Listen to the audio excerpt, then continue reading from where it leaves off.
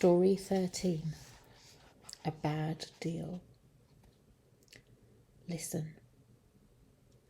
The hard smack of a hand slaps across a face. The high priest's servants are guarding Jesus to make sure that he does not run away. They have blindfolded him, and one by one they strike him. Smack. Who hit you this time? They sneer.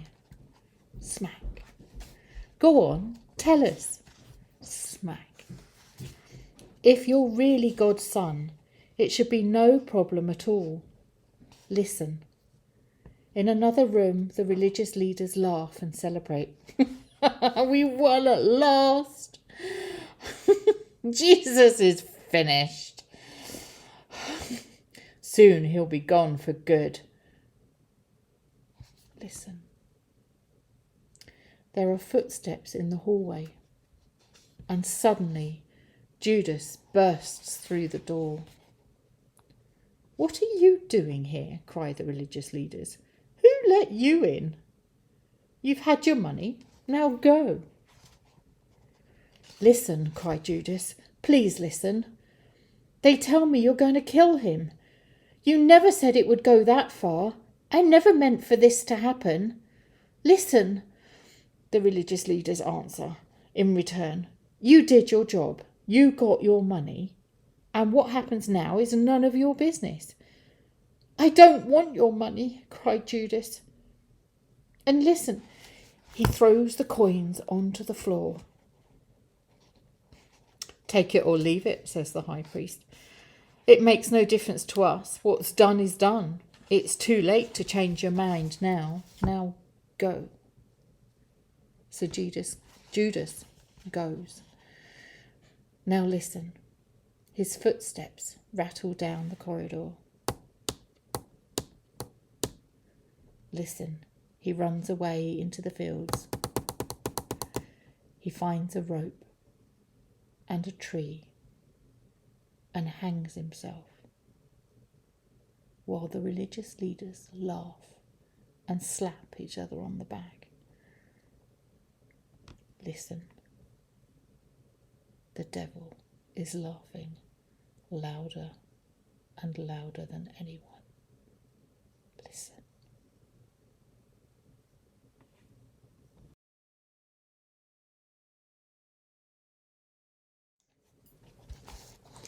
Story 14.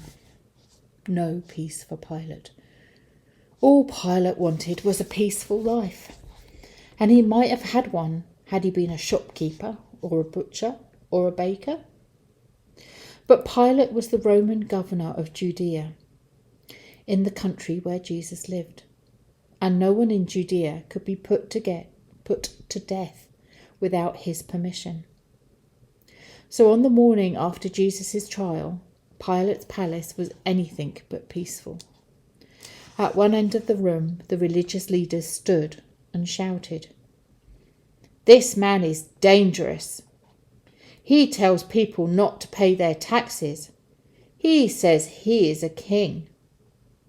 At the other end of the room stood Jesus, tired and sad and alone. "Is this true?" Pilate asked him, and Jesus just shrugged. "I am a king, yes, in a way, I suppose, but not the kind you're thinking about." Pilate looked at Jesus. He looked at the religious leaders too. "The man seems harmless enough to me," said Pilate at last.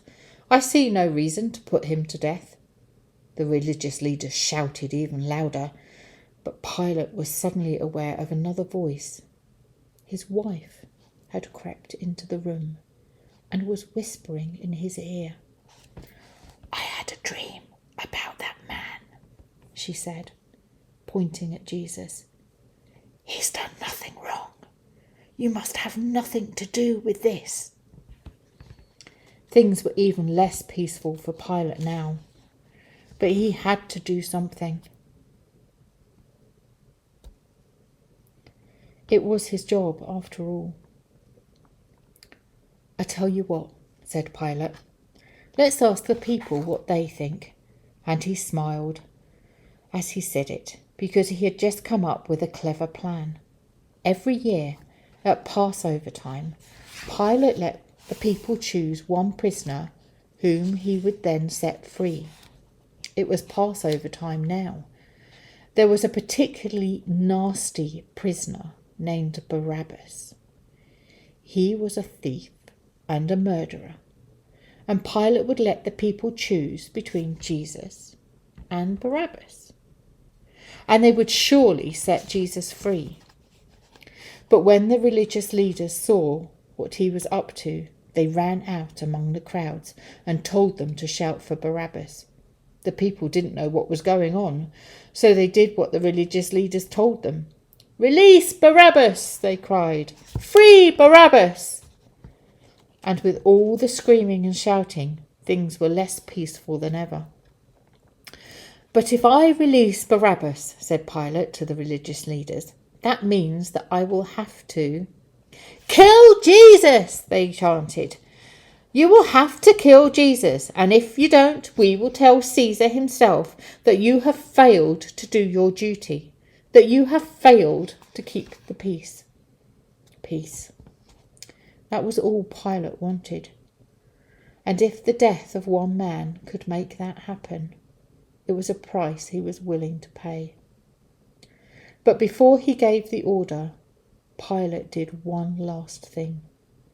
He called for a bowl of water and a towel. "I wash my hands of this whole business," he said, and he plunged his hands deep into the bowl. The religious leaders shrugged.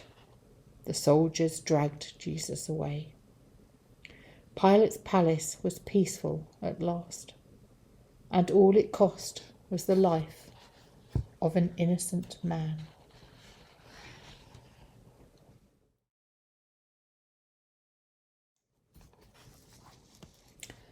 Story 15.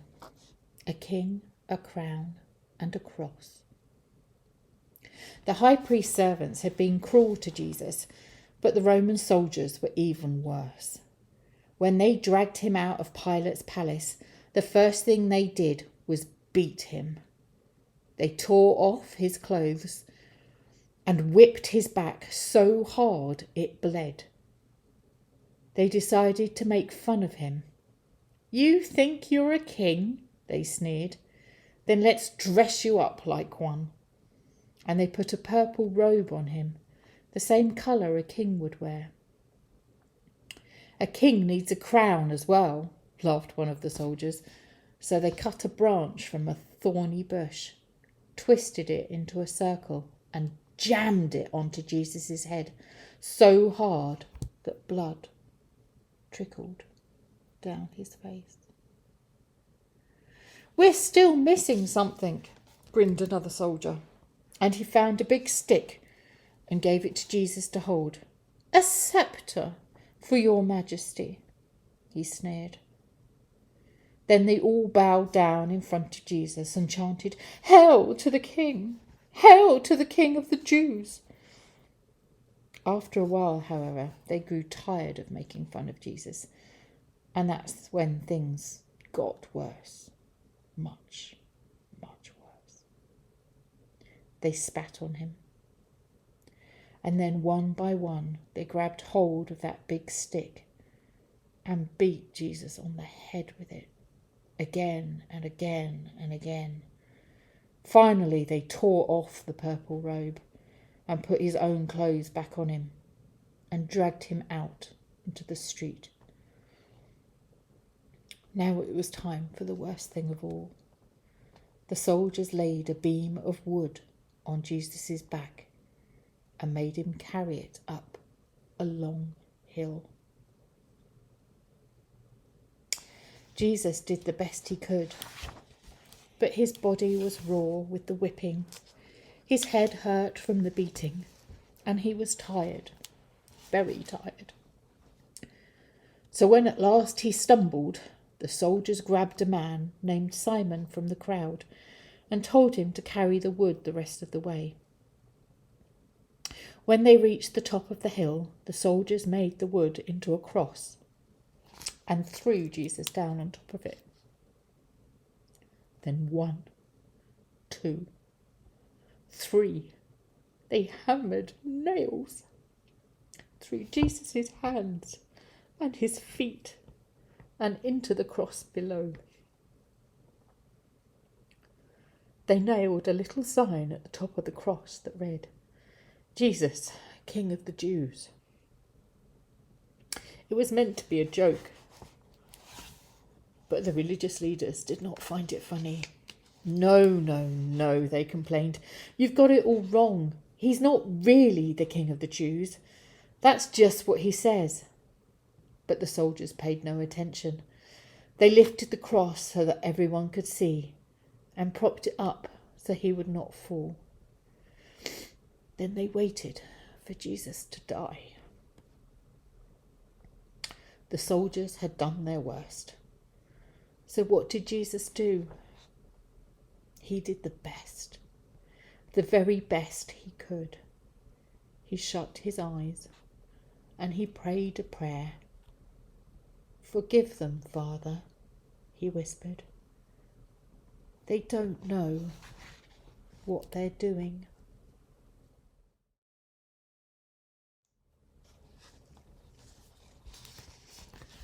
Story 16. The Crucifixion. Listen.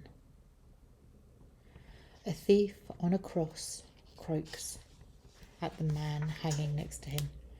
"If you're really the Messiah, the promised one we've been waiting for, why don't you save yourself and me too?" Jesus says nothing.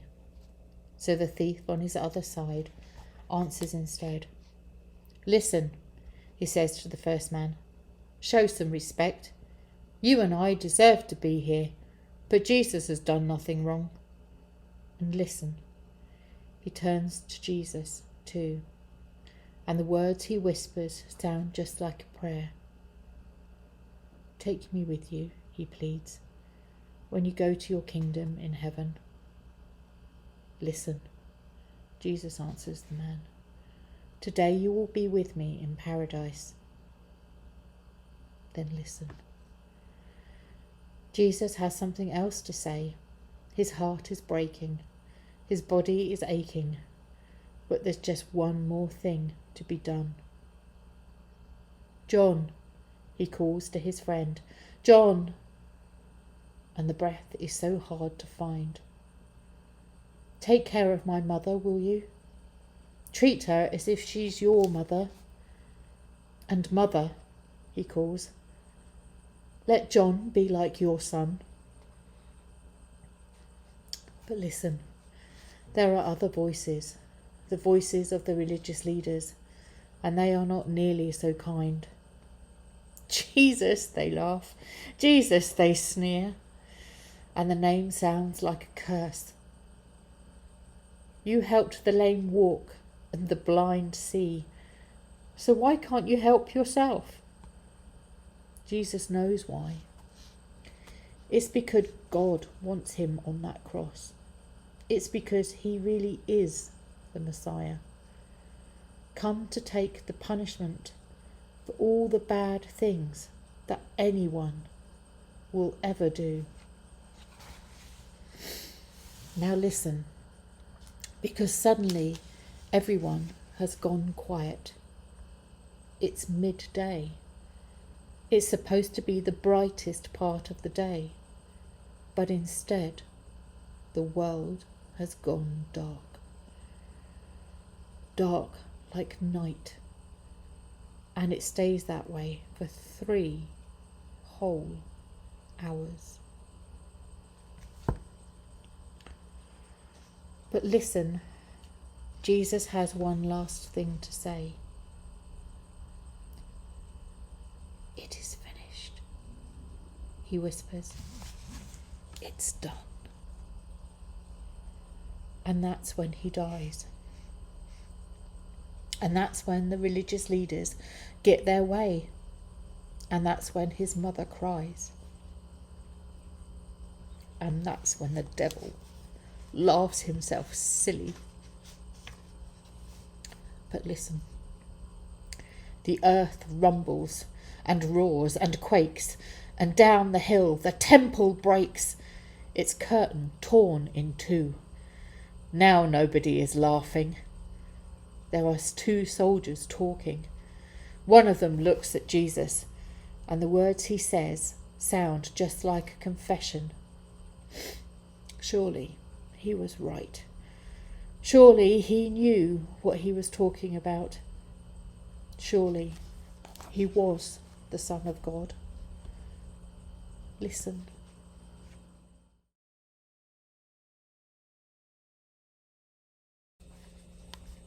Story 17. Still no peace for Pilate.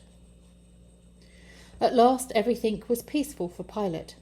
Jesus was dead, the religious leaders had won the day, and the crowd seemed happy enough. And then someone knocked on his door. It was a man named Joseph from a place called Arimathea. I have a very simple request, he said. Could I take Jesus' body and give it a proper burial? A proper burial? Asked Pilate. But you're one of the religious leaders. Why would you want to do that? Not all of us hated Jesus, Joseph explained. Some of us really did believe that he came from God. But there just weren't enough of us to stop the others. So my friend Nicodemus and I want to do what we can to help. Can we have the body, please? On the one hand, Pilate was surprised, and on the other, he was really rather pleased. Do what you like, he shrugged. It saves me having to deal with it. So Joseph and Nicodemus collected the body of Jesus, and according to their custom, they poured spices and perfumes over it and wrapped it up in a linen cloth. Then they placed Jesus' body in a garden tomb and rolled a big stone across the entrance. Meanwhile, the other religious leaders were calling on Pilate as well. What is it now? He sighed. Nasty rumours, said the religious leader, started by Jesus himself while he was still alive. From what we have heard, he told his followers that he would rise from the grave 3 days after he died. Surely you don't believe that, sighed Pilate again. Of course not, cried the religious leaders, but his followers do, and we're afraid that they might steal his body and hide it, just to prove that he was right. And so, said Pilate, desperate for an end to this conversation. And so we want a few of your soldiers, said the religious leaders, for 3 days, no more, to stand guard over the tomb, in case our fears are true. All right, agreed Pilate, keen to finish the matter once and for all. We're very grateful, said the religious leaders. We won't forget this. And they paraded happily out of the room. And Pilate? Pilate sighed again. A sigh of relief this time. For this Jesus business was finally over. Or, at least, that's what he thought.